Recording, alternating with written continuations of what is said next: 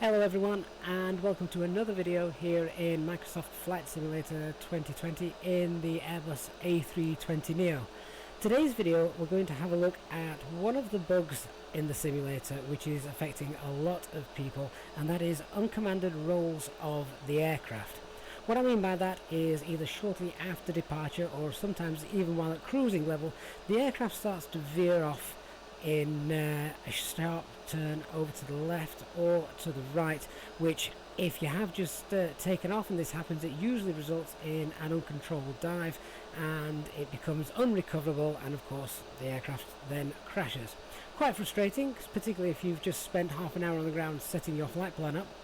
So what can we do here in the simulator to try and prevent these things from happening? So they are of course bugs. They're not meant to happen. They certainly wouldn't happen in the real world. So what can we do here in the simulator to try and prevent these things happening? Well, the first thing I would suggest is if we go into our controls and have a look at whichever controller you're using to fly the aircraft, go over to your sensitivity settings and just take a look at your dead zones. Now your dead zones are essentially these little flat areas of your sensitivity settings, which if you're using a game controller in particularly, these dead zones are very, very important. You can see at the moment I'm not touching my side stick, so there's very little movement, but the moment I rest my hand on it, you can see even just resting my hand on it, and I'm not consciously putting any movements in there, but just resting my hand, you can see that there are some inputs being sent to the aircraft, and these tend to interfere with the autopilot systems, which can in turn then start to roll the aircraft over to the left, over to the right. In the real world this doesn't happen and the autopilot would disconnect, and you'd also get an audible alarm telling you that that had happened, but that doesn't seem to be the case when this little bug creeps into the simulator. So increasing these dead zones, you can see I've got mine at 11% for my left and right, and 13% up and down, and even on my rudder axes I've got a little dead zone set there as well. It shouldn't need any more than 10%, between 10 and 15%. You can obviously increase those as you wish, but it just gives you a little bit of a buffer for any inputs that you may inadvertently put in. It doesn't need to be set for your thrust levers. It literally is just your left, right, up, down and rudder axis if you have one of those. So that would be the first thing. Make sure you've got your dead zone set for all your controllers.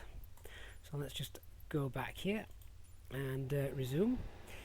The next thing then I'm going to talk about is the actual setup of the aircraft itself. So I've just spawned in here with the engines running, not from cold and dark, but on the runway with a flight plan already loaded in from the globe screen at the planning screen in the simulator. So here's the flight plan already set, and the Airbus A320 in Microsoft Flight Simulator, even if you're using the default version and not the fly-by-wire as I am doing here, it is still quite advanced from a default aircraft point of view. So the aircraft still needs a little bit more information before taking off than it currently has, just spawning into the runway ready to depart. So at a bare minimum I would look at going to my performance page, telling the aircraft we're going to use flaps 1 for takeoff, because as you can see none of these fields are populated when you spawn in on the runway ready to depart. So flaps 1 for takeoff. We get a little alert there saying that the flaps and the McDo disagree, and if we come down here you'll see they do. This is currently set to flaps 0, so I'm just going to change that to flaps 1. So that message should now clear, and it has. The next thing I'm going to do then is calculate the V-speed. So the aircraft needs to know what speeds it needs to target on departure. So in order to do that, we'll just calculate these V-speeds. Very, very easy to do. So calculating V2, VR, V1 in that order. So we'll calculate V2, which is 131, and we'll just press that again to insert it. VR, the rotate speed, 127, and finally V1, 126. So these have now also been input here, as you can see. So there's your V1 and there's V2. So the aircraft now has some speeds to work with whilst it starts its climb. The next thing I'm going to do, I'm just going to set this a little bit higher. So we've got our altitude set on the flight control unit, which is confirmed up here on the primary flight display as well. So the next thing I'm going to do then is I want to ask, when do you pop the autopilot on when you're flying? Do you take it off? Do you put it on as soon as you depart, or do you wait for a minute or two until you've got the aircraft airborne in stable flight and then turn on the autopilot? As it seems that turning the autopilot on too soon can cause this little bug where the aircraft decides to roll hard over to the left or the right, and you can tell what the aircraft is going to do before you turn on the autopilot by checking out the flight directives on the primary flight display. Now we're currently on the ground at the moment, so the flight directives are not being shown, but the flight directives, which you can turn on and off just here, the flight directives are these green the green bars, the green cross that you will have probably seen whilst you're flying, and we'll take a look at that in a moment once we've taken off. The other thing I'm going to do in a minute is just show you that the flight pad is currently turned on. And we're going to have a little look at this as well in a moment as a potential cause of this rolling over hard left, hard right. So we've gone through the sensitivity settings. We've added a little bit more information to the flight management's guidance computer setup, because before I have taken off and not touched this at all, just when playing around a little bit in the simulator, and found that the aircraft doesn't do what I'm expecting it to. So very important that we give it just the basic little piece of information. So all we're going to do now is we're going to depart, and I'm going to put the autopilot on almost straight away to see what happens. And I want you to keep an eye on the primary flight display, because as soon as we get airborne, these green bars will start to appear. So let me just take off the parking brake and just do a quick flight control check, make sure that they're all working. There we go. All right, so let's set full thrust for our takeoff. Side stick forward about halfway. And we'll set toga takeoff. So we'll start rolling. And as per usual, we shall bring the side stick back to neutral position when passing from 80 to 100 knots. So there we go. And you can see the flight director, the green bar, has just appeared here. So we're passing V1, so we'll now rotate. We normally pitch up about 15 degrees, so the flight directors are now on, as you can see. Let's just get that landing gear up. And I'm now going to turn on the autopilot straight away. Let me just turn off air traffic control. And if we have a look now, you can see the aircraft is starting to turn. Now, we do have a left-hand turn in this flight plan already. Let me just set lever climb, flaps 0. But to me, this is quite unstable. The aircraft was wobbling left, it was wobbling right a little bit. So ordinarily, I would have flown this departure out without the autopilot being turned on straight away. It was a nice straight line anyway. And you can use the flight directors to help you guide how you're going to fly the aircraft. So let me just show you. If I turn off the autopilot, you can see now if I start to bank over to the right, that green bar here starts to move away from the center. So if I now start to bring that back, that is essentially, if you get those green bars perfectly aligned, if I turned on the autopilot now, once they were perfectly aligned, then the aircraft would hardly move when you turn on your autopilot.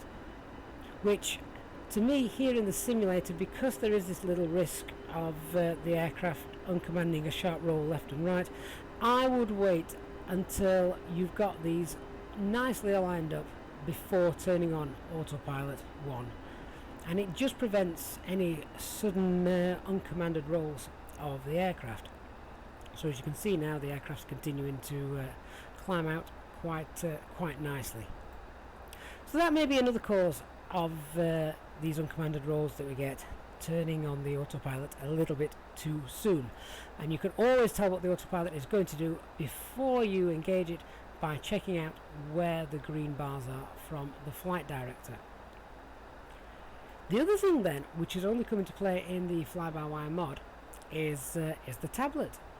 Now, the flypad, or tablet, whichever you want to call it, is a great piece of engineering from the fly-by-wire team. However, it does mean that if you're going to use it, so your top of descent calculator, or perhaps typing in your username for linking it with SimBrief, it does mean that in order to do that, you have to type away on your keyboard to enter the information. So if I'm going to type in my Easyjetsimpilot, obviously on the keyboard I have to type in EASY, etc., etc., which is actually sending commands to the flight simulator depending on how you've got your keyboard controls set up. One of the other things that I've noticed, and this happened to me quite recently when testing something, is when I was trying to use the top of descent calculator, again I'm typing in numbers and figures into these fields and populating them. At the same time, what I didn't realise is I'm actually controlling the aircraft with the keyboard while I'm doing that. So you need to be very aware at the moment that you can control the aircraft with the keyboard. Many of you I know are already flying the aircraft with the keyboard, but it does mean that when you're tapping away on here, there is a chance that you are also sending commands to the aircraft to start rolling left, start rolling right, or either nose up, nose down, depending on how you've got your keyboard configured to your flight simulator. If I just come out of here, you can have a quick look and see. If I go into the keyboard settings, I believe it is the letter C. So if I just search my input, there we go. You can actually toggle your plane controls on and off by pressing the C button. So if for some reason you need to press the C button to type something in to the flypad whilst you're flying, then you're going to affect the control of your aircraft. And of course there are numerous other key bindings that are in use here in the flight simulator. So that is another potential cause of these uncommanded rolls. One of the things I would like to have seen is, if this starts to happen in the real aircraft, if the autopilot is receiving some information, then the autopilot normally disconnects and you get an alert. So if I now just take the side stick, you say moving that, if I now pop that in hard over, what would normally happen if I'm putting an input in as hard over as that is the autopilot would disconnect. It'll give you this audible tone, so that you know that the autopilot has disconnected and you were back in control of the aircraft. This doesn't tend to happen in the flight simulator. The autopilot just starts to allow the aircraft to veer left or right, even though it still shows the autopilot as being engaged. So I hope this video has been useful to you in displaying some of the potential causes of the uncommanded rolling of the aircraft and that particular bug that many of you are experiencing. So just to briefly go over those again, make sure that you've got at least the very, very basics set up in the McDo right at the very start of the flight. Your performance page, so your V-speeds are calculated. Make sure your sensitivity settings are set, very important if you're using something like an Xbox controller as well to fly the aircraft. Don't engage the autopilot too soon. Check where the flight director bars are, because that in the simulator is inevitably where the autopilot wants to point the aircraft. Try and get those at a nice alignment before engaging the autopilot.